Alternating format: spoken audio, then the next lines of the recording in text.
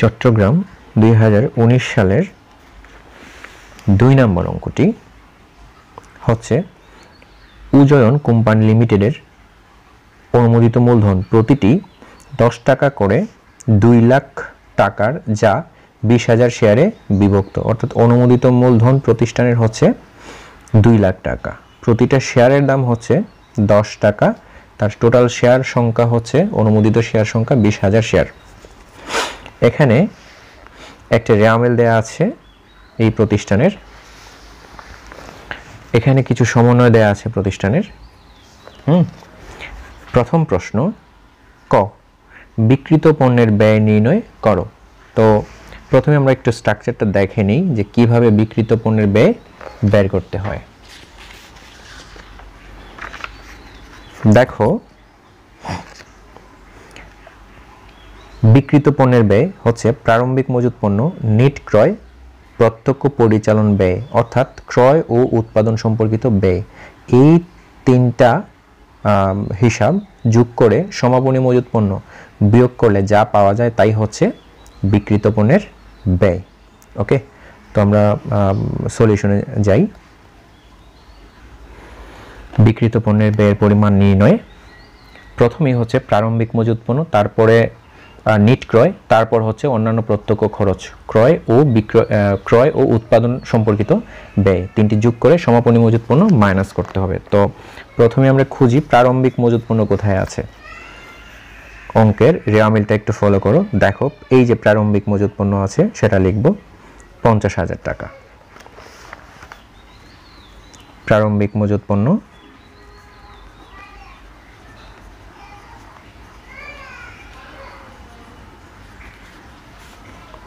50,000। তারপরে ছিল নিট ক্রয়। এই যে নিট ক্রয়, নিট ক্রয় বলতে ক্রয় রিলেটেড যত তথ্য আছে সেগুলো যোগ বিয়োগ করে, ক্রয় থেকে যোগ বিয়োগ করে যা বের হবে তাই হচ্ছে নিট ক্রয়। অর্থাৎ ক্রয় থেকে ক্রয় ফেরত বিয়োগ, ক্রয় বাট্টা বিয়োগ, অলিখিত ক্রয় থাকলে যোগ, পণ্য আগুনে নষ্ট হলে সেটা বিয়োগ, পণ্য চুরি হলে বিয়োগ, পণ্য যদি বিনামূল্যে বিতরণ করি সেটা বিয়োগ। ওকে, এগুলো যোগ বিয়োগ করে যা বের হবে তাই হচ্ছে নেট ক্রয়। তো দেখো এখানে ক্রয় কত টাকা আছে। এই যে ক্রয় হচ্ছে 1,80,000 টাকা। তো ক্রয় ফেরত এবং ক্রয় বাট্টা থাকে রেয়ামিলের ক্রেডিট পাশে থাকে। এখানে ক্রয় ফেরত ক্রয় বাট্টা নাই। সমন্বয়টা ফলো করি। এখানে ক্রয় রিলেটেড কি আছে?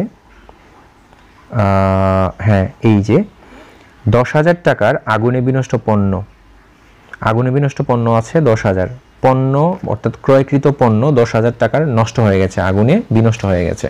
তার মানে ক্রয়ের পরিমাণ কমলো, ওই জন্য ক্রয় থেকে বিয়োগ করতে হবে 10,000 টাকা। তাহলে লিখব কি? ক্রয় মাইনাস আগুনে বিনষ্ট পণ্য 10,000 টাকা।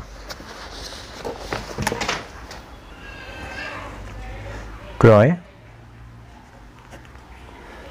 1,80,000 টাকা মাইনাস আগুনে বিনষ্ট পণ্য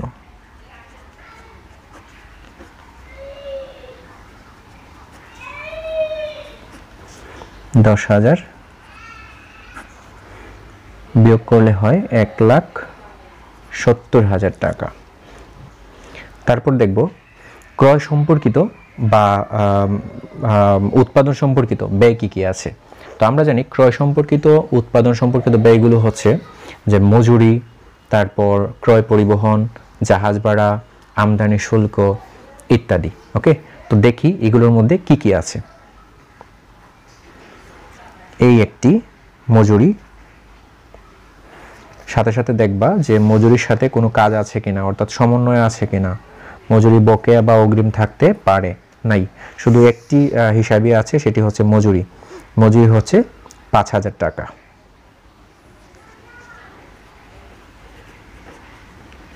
মজুরি 5,000 যোগ করব, যোগফল 2,25,000 টাকা। প্রারম্ভিক মজুত পণ্য ক্রয় এবং প্রত্যক্ষ খরচ এই তিনটি যোগ করে সমাপনী মজুত পণ্য বিয়োগ করতে হবে। সমাপনী মজুত পণ্য বিয়োগ করলে পাবো আমরা বিক্রিত পণ্যের ব্যয় মাইনাস সমাপনী মজুদ পণ্য। ওকে, তো সমাপনী মজুদ পণ্য দেখো সমন্বয়ে থাকে এই যে সমাপনী মজুদ পণ্য 50,000 টাকা, যার মধ্যে 10,000 টাকার আগুনে বিনষ্ট পণ্য অন্তর্ভুক্ত আছে। অর্থাৎ বছর শেষে মজুদ পণ্য ছিল 50,000 টাকা, কিন্তু মজুদ পণ্য গণনার পর দেখা গেল আগুনে আরও 10,000 টাকার পণ্য নষ্ট হয়ে গেছে। তার মানে সমাপনী মজুদ পণ্য আর 50,000 টাকা নেই। এখানে সমাপনী মজুদ পণ্য রইল কত টাকা? 40,000 টাকা। তাহলে সমাপনী মজুদ পণ্য লিখব কি?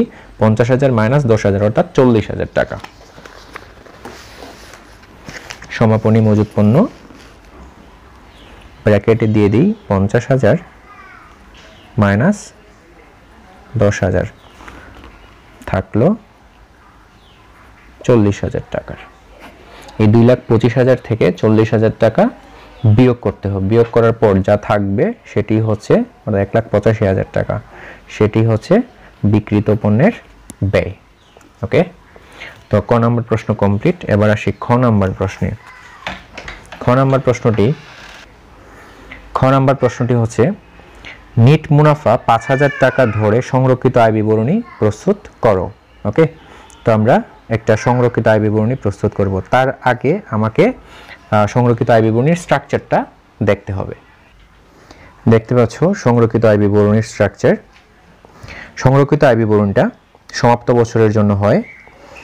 এটা শুরু করতে হয় সংরক্ষিত আয়ের প্রারম্ভিক উদ্বৃত্ত দিয়ে, যা থাকবে রেওয়া মিলে থাকবে। ওকে, খেয়াল করো এই যে সংরক্ষিত আয় বিবরণীর প্রারম্ভিক উদ্বৃত্ত 1,00,000 টাকা, এটা দিয়ে শুরু করতে হবে।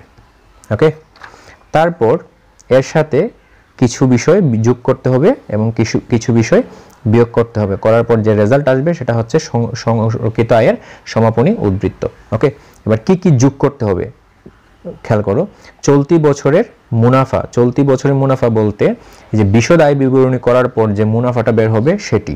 ওকে, এই অঙ্কে নিট মুনাফা দেয়া আছে। এই যে নিট মুনাফা 5,000 টাকা ধরে সংরক্ষিত আয় বিবরণী প্রস্তুত করো। তার মানে আমাদের আর বিশদ আয় বিবরণী করতে হবে না, নিট মুনাফা অলরেডি দেয়া আছে, সেটা দিয়ে আমরা করে ফেলবো। তারপর দাবিমুক্ত লভ্যাংশের অবলোপন, সঞ্চিতি তহবিল হ্রাসকরণ, আয়কর ফেরত, আয়কর সঞ্চিতি রেওয়া মিলে দেয়া থাকবে। এই বিষয়গুলো আমরা যোগ করব এবং এই বিষয়গুলো বিয়োগ করব। চলতি বছরের ক্ষতি অর্থাৎ মুনাফা না থেকে ক্ষতিও থাকতে পারে, ক্ষতি থাকলে বিয়োগ করব। আয়কর রেওয়া মিলে দেয়া থাকবে, সেটা ডেবিট দিকে থাকবে। এখানে একটু কথা আছে, যদি আয়কর এবং আয়কর সঞ্চিতি থাকে একই অঙ্কে, তখন দুটিকে এক পাশে লিখব, একটা থেকে আরেকটি বিয়োগ করে। ওকে, আচ্ছা, অন্তর্বর্তীকালীন লভ্যাংশ, ঘোষণাকৃত লভ্যাংশ, কল্যাণ তহবিলে স্থানান্তর, সঞ্চিত তহবিলে স্থানান্তর, লভ্যাংশ প্রদান, দায় পরিপূরক তহবিলে স্থানান্তর, সকল তহবিলে স্থানান্তর। এই অর্থাৎ মুনাফা থেকে কোনো তহবিলে স্থানান্তর করলেই সেগুলো আমরা কি করব? বিয়োগ করব বা বাদ দিব। ওকে, তো অঙ্কে চলে যাই। প্রথমে শুরু করব সংরক্ষিত আয় বিবরণীর বা সংরক্ষিত আয়ের প্রারম্ভিক উদ্বৃত্ত দিয়ে, যা রেওয়া মিলে থাকবে, সেটা দিয়ে শুরু করি। তো দেখো, উদয়ন কোম্পানি লিমিটেড সংরক্ষিত আয় বিবরণী 2018 সালের 31 ডিসেম্বর সমাপ্ত বছরের জন্য। তো প্রথমেই লিখব সংরক্ষিত আয়ের প্রারম্ভিক উদ্বৃত্ত। সংরক্ষিত আয়ের প্রারম্ভিক উদ্বৃত্ত। এই অঙ্কে সংরক্ষিত আয়ের প্রারম্ভিক উদ্বৃত্ত দেয়া আছে এই যে 1,00,000 টাকা। একেবারে লাস্ট কলামে লিখব। ওকে, তো যুগের আইটেম আমরা যেগুলো দেখেছিলাম, দেখি আবারও যে এই অঙ্কে আছে কি কিনা। চলতি বছরের মুনাফা দেখলাম আছে। তারপরে দাবিমুক্ত লভ্যাংশের অবলোপন, সঞ্চিত তহবিল হ্রাসকরণ, আয়কর ফেরত, আয়কর সঞ্চিতি, এইগুলো আছে কিনা আমরা একটু চেক করে নিই।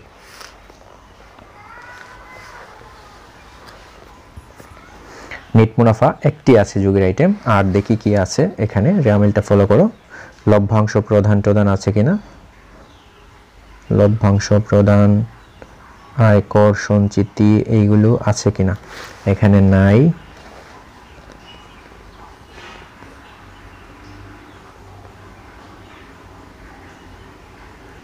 আচ্ছা, এখানে নাই, শুধু যুগের আইটেম একটি আছে, সেটি হচ্ছে নিট মুনাফা 5,000 টাকা। সো এটি লিখবো আমরা।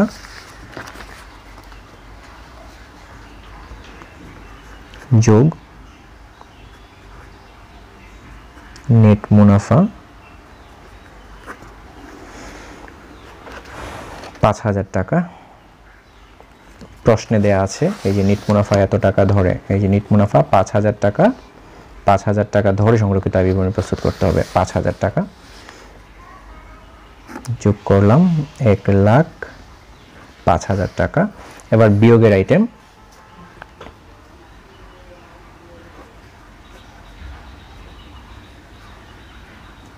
বিয়োগ আমরা দেখেছিলাম বিয়োগের আইটেমগুলো যে চলতি বছরের নেট ক্ষতি, আয়কর, রেওয়ামিলে ডেবিট পাশে থাকবে সেটা, অন্তর্বর্তীকালীন লভ্যাংশ, ঘোষণাকৃত লভ্যাংশ, কল্যাণ তহবিলের স্থানান্তর, যে কোনো তহবিলের স্থানান্তরগুলো হচ্ছে বিয়োগ।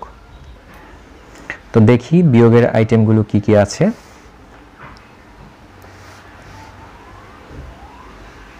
এই একটি আছে লভ্যাংশ প্রদান 2,500,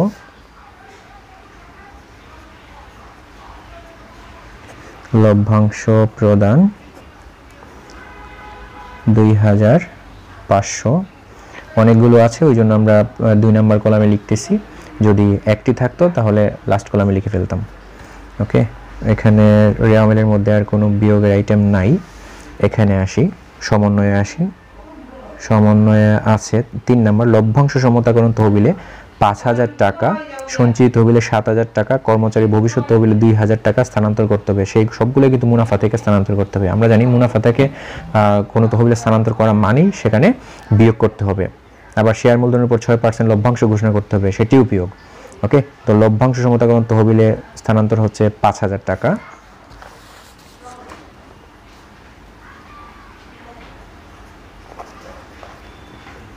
লভ্যাংশ সমতাকরণ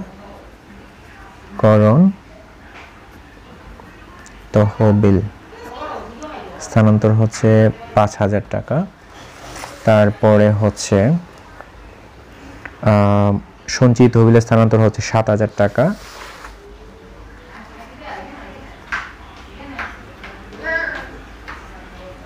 তহবিলে স্থানান্তর 7,000 টাকা। তারপর আছে কর্মচারীদের ভবিষ্যৎ তহবিলে 2,000 টাকা স্থানান্তর। আচ্ছা, ভবিষ্যৎ তহবিলে স্থানান্তর 2,000 টাকা।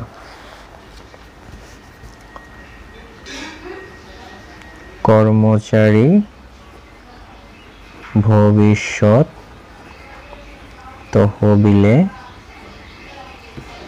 স্থানান্তর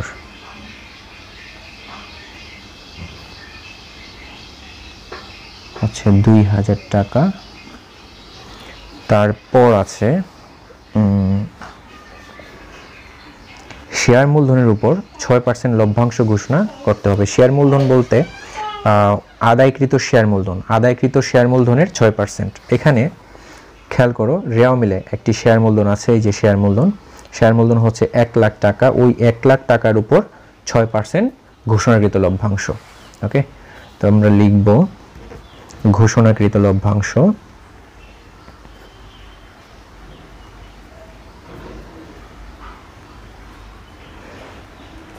$1,00,000 টাকার 6%, অর্থাৎ 6,000 টাকা। এই সবগুলো আমাদের যোগ করতে হবে। যোগ করলে পাওয়া যাবে 22,500 টাকা। এবার এই 1,05,000 টাকা থেকে এই 22,500 টাকা বিয়োগ করতে হবে, পাওয়া যায় 82,500 টাকা।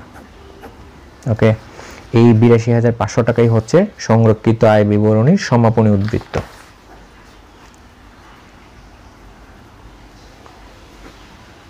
সংরক্ষিত আয় বিবরণীর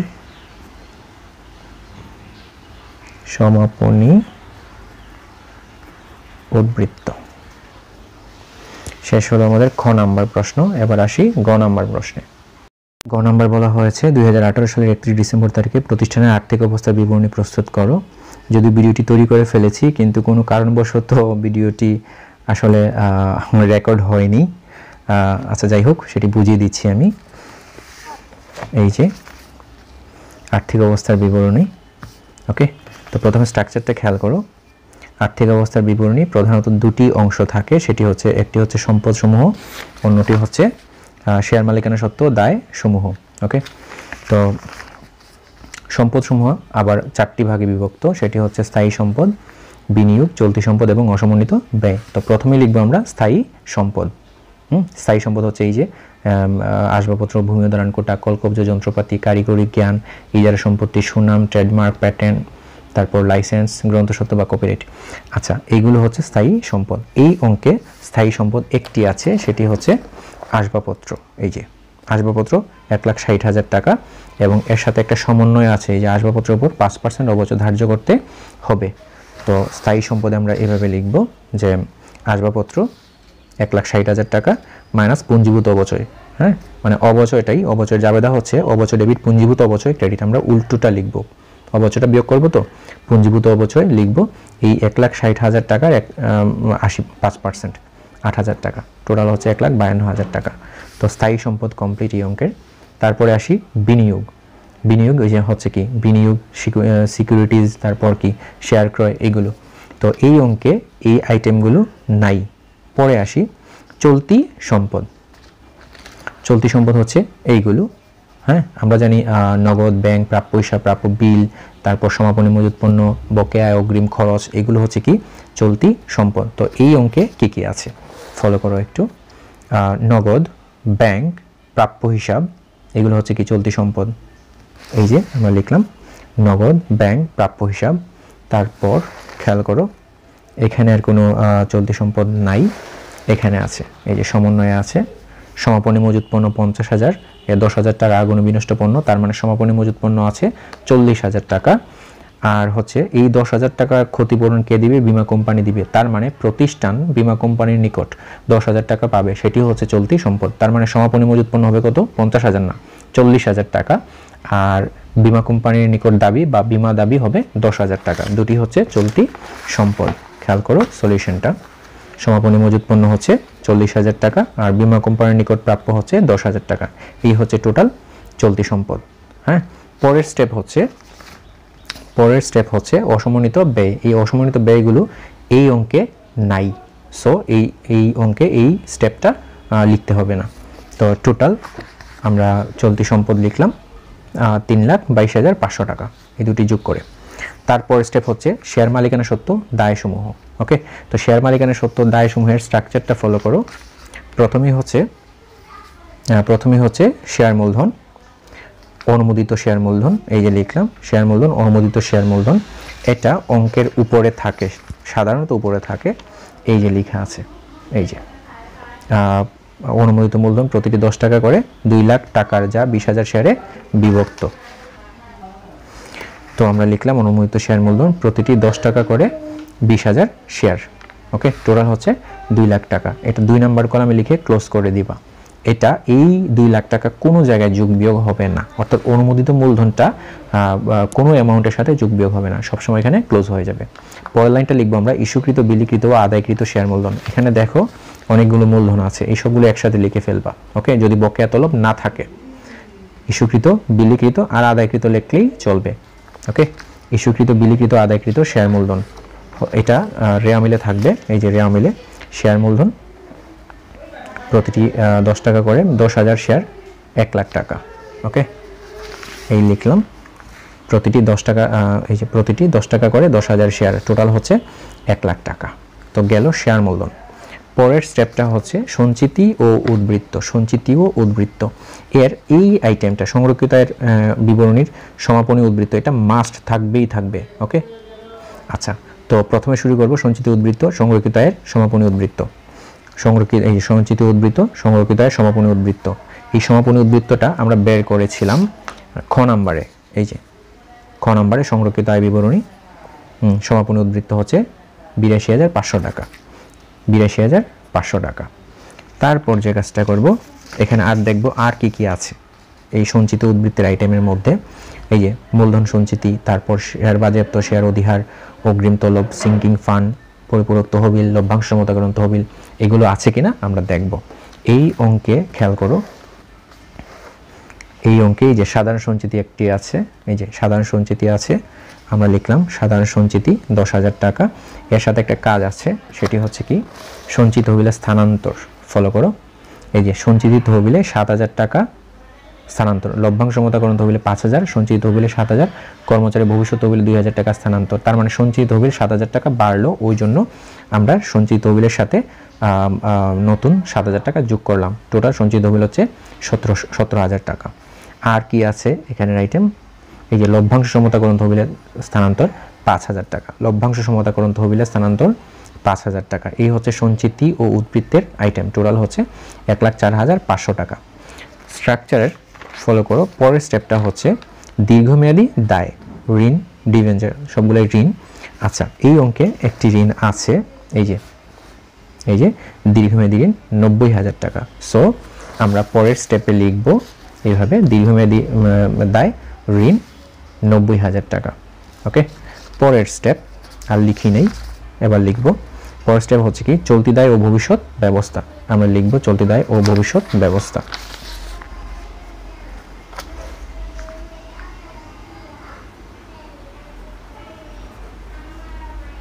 চলতি দায় ও ভবিষ্যৎ ব্যবস্থা। স্ট্রাকচারটা দেখে নাও। প্রদ হিসাব, প্রক্রিয়া, যে কোনো খরচ, অগ্রিম আয়, তারপর দাবিমুক্ত লভ্যাংশ, ব্যাট চলতি হিসাবের ক্রেডিট উদ্বৃত্ত, কল্যাণ তহবিল, দুস্থ তহবিল, প্রস্তাবিত লভ্যাংশ বা ঘোষণাকৃত লভ্যাংশ, ব্যাংক জমাতিরিক্ত, এইগুলো হচ্ছে চলতি দায় ও ভবিষ্যৎ ব্যবস্থা। তো আমরা প্রশ্নটা দেখি, প্রশ্নে কি কি আছে খেয়াল করো। প্রদ হিসাব 20,000 টাকা লিখলাম,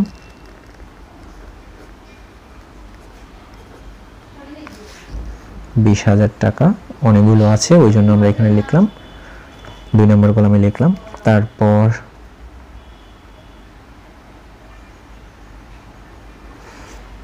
তারপর আছে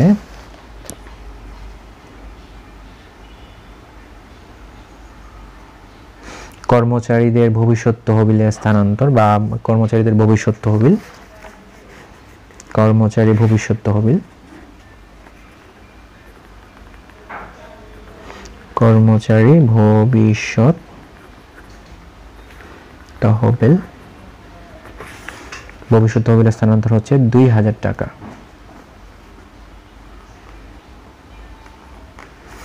তারপর আছে শেয়ার মূলধনের উপর 6% লভ্যাংশ ঘোষণা করতে হবে, ঘোষণাকৃত লভ্যাংশ, সেটিও ভবিষ্যৎ ব্যবস্থা।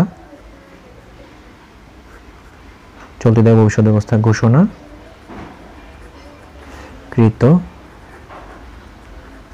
লভ্যাংশ, শেয়ার মূলধনের 6%, মানে হচ্ছে শেয়ার মূলধন ছিল 1 লাখ টাকা, শেয়ার মূলধন ছিল 1 লাখ টাকা, 1 লাখ টাকার 6% 6,000 টাকা। ওকে, আর নাই, আমরা যোগ করে দিব, টোটাল যোগফল 28,000 টাকা। এবার সবগুলো যোগ করব, অর্থাৎ সবগুলো দায় যোগ করব, মানে শেয়ার মালিকানা সত্ত্ব দায় যোগ করব, 1 2 3 4টা। ওকে, এই 4টা, এই 1,04,500, 90,000 এবং 28,000 টাকা, টোটাল 3,22,500 টাকা। ওকে, তো খেয়াল করো, এই আর্থিক অবস্থার বিবরণীর দুটি পাশ মিলবে, অর্থাৎ সম্পদ যা হবে, সম্পদ হচ্ছে এখানে 3,22,500 টাকা, শেয়ার মূলধন ও মালিকানা সত্ত্ব, সেটি শেয়ার মালিকানা সত্ত্ব দায়সমূহ হচ্ছে সেম 3,22,000 টাকা। তার মানে আর্থিক অবস্থার বিবরণীর দুটি পাশ মিলল। ওকে, কমপ্লিট হলো আমাদের চট্টগ্রাম বোর্ডের 2 নম্বর অঙ্কটি।